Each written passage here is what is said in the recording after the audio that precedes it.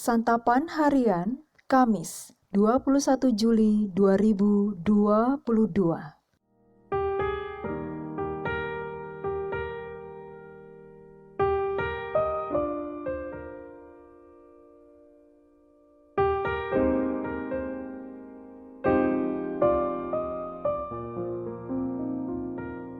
Inilah program Santapan Harian, sebuah program yang mengajak Anda menelusuri isi Alkitab agar Anda menemukan makna firman Tuhan sesuai dengan konteksnya.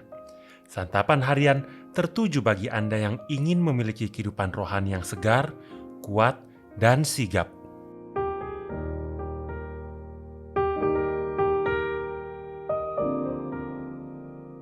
Hari ini kita akan membaca Roma pasalnya yang ke-15, ayatnya yang ke-22 hingga ayatnya yang ke-33. Namun sebelumnya, mari kita berdoa. Dengan penuh kerendahan hati, kami siap menerima firman-Mu di dalam kasih Kristus yang memampukan kami untuk memahami firman-Mu dengan benar. Amin. Roma 15 ayat 22-33. Itulah sebabnya aku selalu terhalang untuk mengunjungi kamu.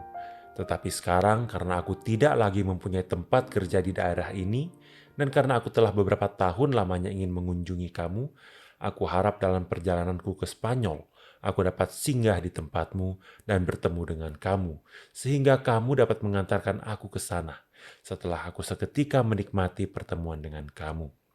Tetapi sekarang, aku sedang dalam perjalanan ke Yerusalem untuk mengantarkan bantuan kepada orang-orang kudus, sebab Makedonia dan Akhaya telah mengambil keputusan untuk menyumbangkan sesuatu kepada orang-orang miskin di antara orang-orang kudus di Yerusalem.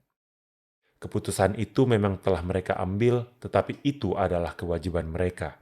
Sebab jika bangsa-bangsa lain telah beroleh bagian dalam harta rohani orang Yahudi, maka wajiblah juga bangsa-bangsa lain itu melayani orang Yahudi dengan harta duniawi mereka.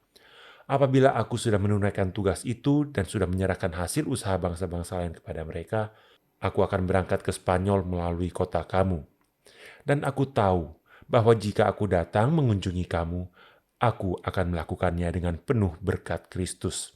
Tetapi demi Kristus Tuhan kita dan demi kasih Roh, aku menasihatkan kamu saudara-saudara untuk bergumul bersama-sama dengan aku dalam doa kepada Allah untuk aku, supaya aku terpelihara dari orang-orang yang tidak taat di Yudea, dan supaya pelayananku untuk Yerusalem disambut dengan baik oleh orang-orang kudus di sana, agar aku yang dengan sukacita datang kepadamu oleh kehendak Allah, beroleh kesegaran bersama-sama dengan kamu. Allah, sumber damai sejahtera, menyertai kamu sekalian. Amin.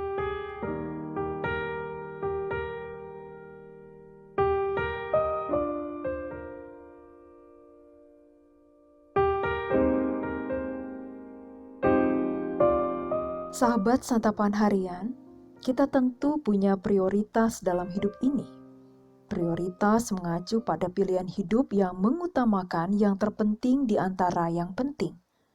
Namun, kita sering diperhadapkan pada pilihan antara Tuhan, pekerjaan, ataupun keluarga. Terlebih lagi, tawaran dunia ini kerap kali membuat kita kehilangan fokus dan malah tergoda untuk berjalan di jalan yang menyimpang. Rasul Paulus tidak kehilangan arah hidupnya. Baginya, hidup adalah Kristus dan mati adalah keuntungan. Dalam suratnya untuk jemaat di Roma, Paulus dengan bijak dan lembut menyatakan kerinduannya untuk mengunjungi mereka. Namun karena terhalang sesuatu hal, ia belum dapat berkunjung. Ada prioritas yang harus ia kerjakan sehingga beberapa tahun lamanya ia tidak mengunjungi jemaat di Roma.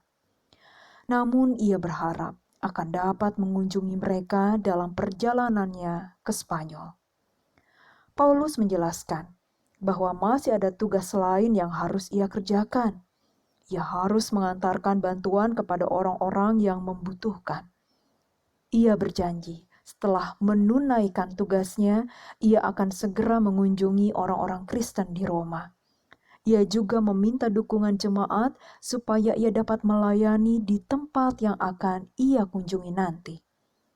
Hal itu menyeratkan kedekatan Paulus dengan mereka. Paulus bukan sekedar memberikan nasihat, tetapi ia juga mengajak mereka untuk sama-sama bergumul dalam doa kepada Allah. Bila akhirnya ia bertemu mereka nanti, itu terjadi semata-mata karena kehendak Allah. Kerap kali kita dinilai sombong dan tidak berempati karena lebih mengutamakan prioritas hidup kita. Namun, mari kita renungkan kembali. Apakah kita sudah menyampaikan dengan jujur apa yang menjadi kerinduan kita dan keadaan yang sedang kita alami?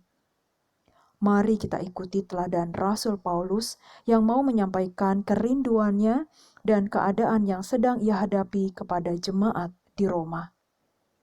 Mari kita bertekad untuk mau menyatakan isi hati dengan jujur dan bijak, serta menetapkan prioritas hidup seperti Rasul Paulus.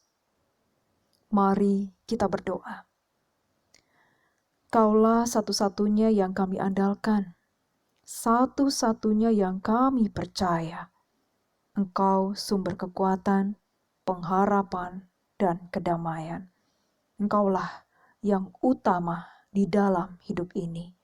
Di dalam dekapan kasih-Mu ya Kristus, kami berserah. Amin.